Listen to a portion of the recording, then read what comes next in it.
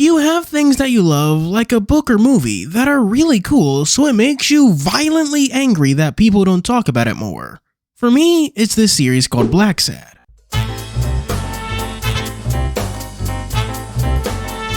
The comics are published by two Spanish dudes, Juan Diaz-Canales and Juanjo Garnido. Even if you don't recognize the latter's name, you should recognize his work since he used to work for Disney. He was the lead animator for Sabor from Tarzan, Helga from Atlantis, and fucking Hades from Hercules. Good lord, that is one hell of a resume. It should come as no surprise that the Blacksad comic series won 2 Eisner Awards back in 2013. The comics are named after their protagonist, the detective John Blacksad. What's one of my favorite things about the comic is that all the parts are kinda like JoJo's. They do have an actual through line and stuff, but they function as virtually independent stories. Granted, that's excluding the new ones, they all fall down, but they're literally titled Part 1 and Part 2, so I don't think they count. You don't need to read them in order, you can hop around at your leisure, but just like with JoJo's, it might be best if you do follow the numbers. The first one is titled Somewhere in the Shadows. Originally published in 2000, it serves as a pretty good introduction to Blacksad. This one's all about John looking into the death of an ex-lover, and to be honest, the plot itself is rather forgettable. The story is told well, but the story itself is nothing special, especially in regards to the noir detective genre. The first of two things that'll keep your attention is the world. It's based in America in the 1950s, but everyone's a furry. The second thing that'll keep your attention is the main character, Blacksad, who's only hard-boiled on the outside. He's super emotional, being driven by the heart rather than any sense of logic, seeking to do justice in a world that just doesn't let him.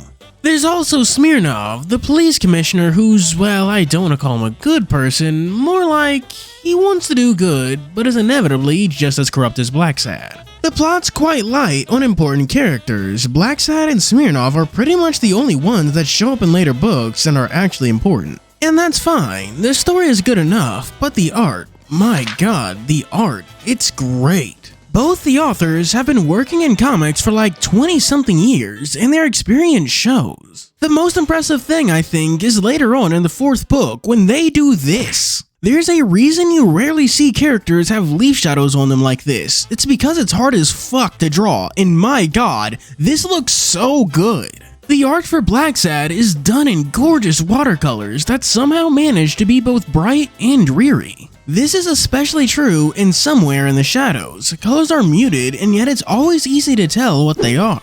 And the characters are so goddamn expressive, which is really impressive when they all look like animals. I will say I don't know why the women have lips though. People have complained about it, I've done it before myself, and I will never get why they just have lips. And it's super weird because all the male characters look really good, but it's just the women that are like that. The comics are in too deep to change it now, but it will never not look weird. Another thing that struck me as weird, but not in a bad way, about the first comic is that the prose were really good. They flow together very well, it's like reading a freeform poem. A specific segment that stood out to me is this one right here. Who at that moment, while I was deep in thought, was stabbing my back with his stare, and my guts with a knife. This is partially due to the writing and partially due to the paneling acting like lines to break up stanzas. As its own story, Somewhere in the Shadows is really good. It only feels worse than it is due to missing that special sauce that makes the rest of Blacksad so memorable. And with that, we've finally finished talking about just the first of the Blacksad books. It took a lot of time, so why don't you like and subscribe as I move on to the rest of the series. And speaking of what makes Blacksad so memorable, let's get to the second story. Arctic Nation, published back in 2002.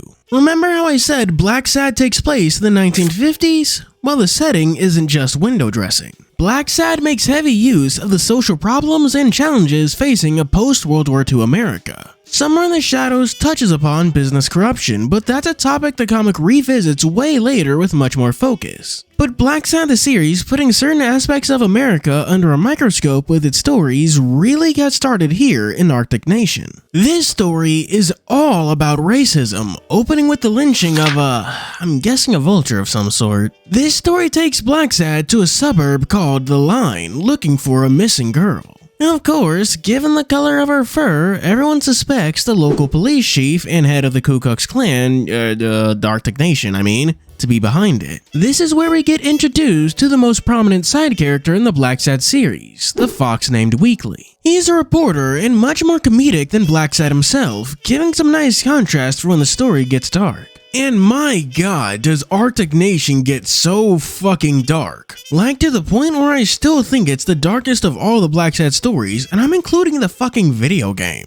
Oh yeah, Blacksad also got a video game, but I'll talk about that later, maybe, probably. Listen, I voiced these scripts before I'm actually finished writing them, so I don't know if I'm actually going to bother adding that video game as its own section, so, what am I even talking about? This doesn't matter, moving on. The discussion of racism here isn't more so really a discussion, just a display of how awful it is. A thing I feel that actually improves the metaphor over a lot of other furry works is that it's not just predator and prey. It's just based on fur color, which helps keep the metaphor from getting muddled in the weeds of things. The story also portrays racist really well, where it's just a gaggle of some of the worst people you've ever met. Like, by the end of the story, the only thing you'll be saying is good fucking riddance. I'm also impressed by how well the authors managed to portray the KKK. The religious influences of the hate group are often glossed over, but here the main antagonist is a pastor and police chief. I suppose that shouldn't be that surprising, because the author clearly put a lot of effort and thought into the work, trying to get everything right. The song Strange Fruit, which is about lynchings, even shows up at one point. Arctic Nation really is everything a sequel should be. It improves over Somewhere in the Shadows by really making the plot itself worth following. Like, there's more to this missing child than you think. There's a conspiracy going on in the background.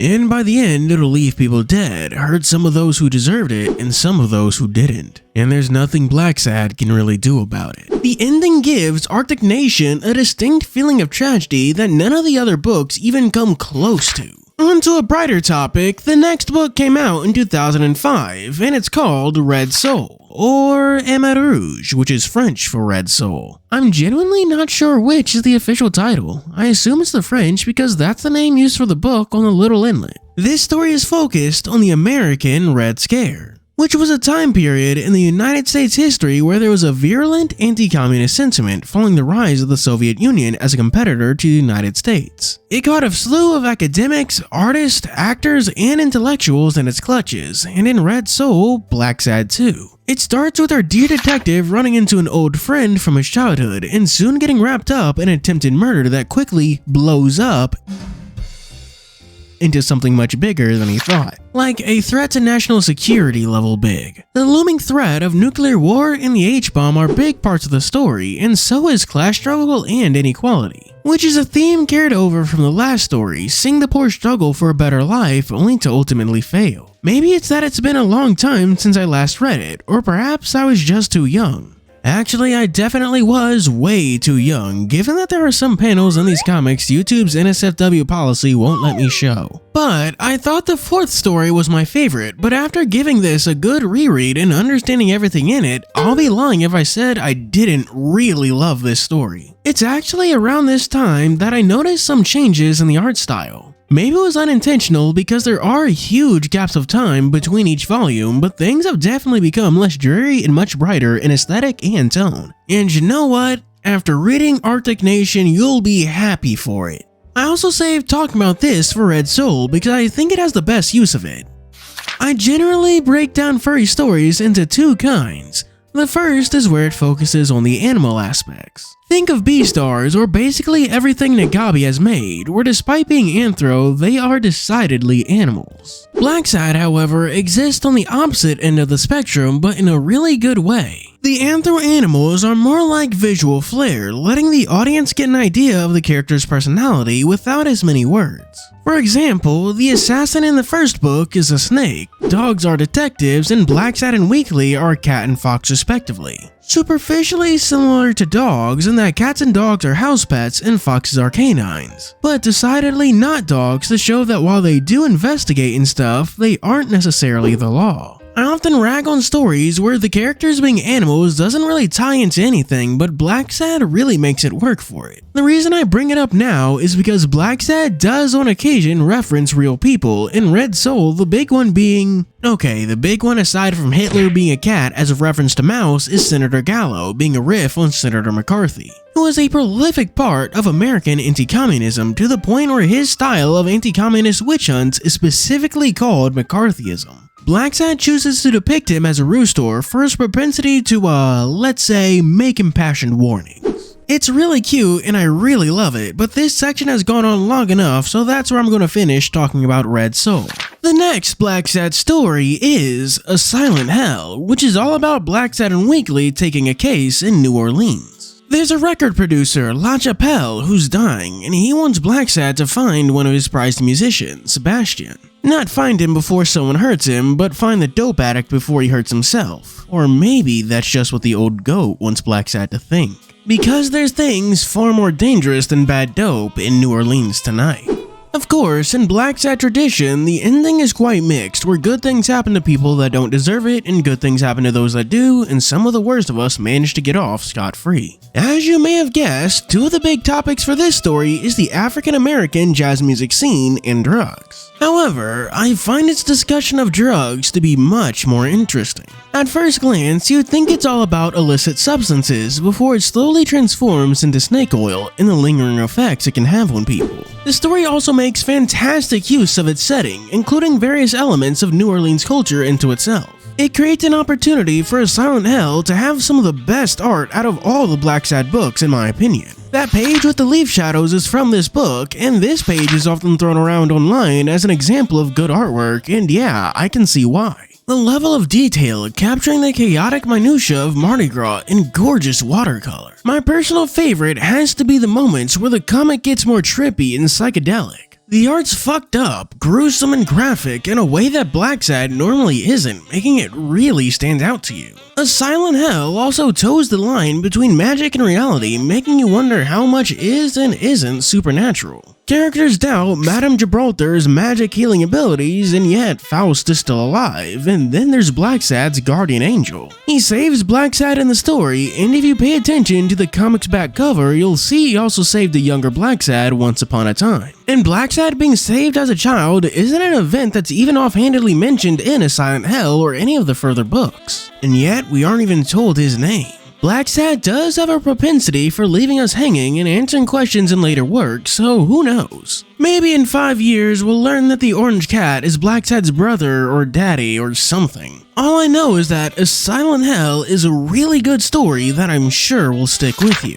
Which brings me to the next Blacksad story. Amarillo, I think. Given how both the authors are Spanish and the yellow color coding of the book, I want to call it Amarillo. However, given how the book does have them going to Amarillo, Texas, and no, I'm not pronouncing that wrong, that is genuinely how the city in Texas is pronounced, I really think that Amarillo is the correct pronunciation. Amarillo was the last Blacksad story to come out for a while, way back in 2013 when the next came out all the way in 2022. It features a lot of references to the past, making Amarillo rather unique as a Blacksad story because it requires prior knowledge to fully enjoy, making it Blacksad's version of Steel Ball Run, I suppose. This story is all about incidental mistakes and coincidences adding up to create a whole situation. It all starts with an aspiring author, a lion named Chad, and his friend Abraham, who we briefly see back in Red Soul. As for Blacksad, rather than an investigation, he gets hired to simply drive a yellow Cadillac from New Orleans to Texas. But when Chad and Abraham steal the yellow Cadillac, it starts off a wild chain of events that has Blacksad following a circus to Denver. And that's as he gets hunted down by some FBI agents that are also from Red Soul. Amarillo is filled with that noir theme of bad things happening to good people and making us ask what makes a person good to begin with. Chad is ultimately sympathetic. He does save a woman from being assaulted, but he also steals a car and kills a guy, so it's a whole mixed bag. It's a story with much lower stakes, making it quite enjoyable to read, following a bunch of stories all dealing with super big problems. It's also fresh to have a story without some central mystery or real major antagonist. While this story doesn't have anything special, it really personifies the idea of a road trip as you read.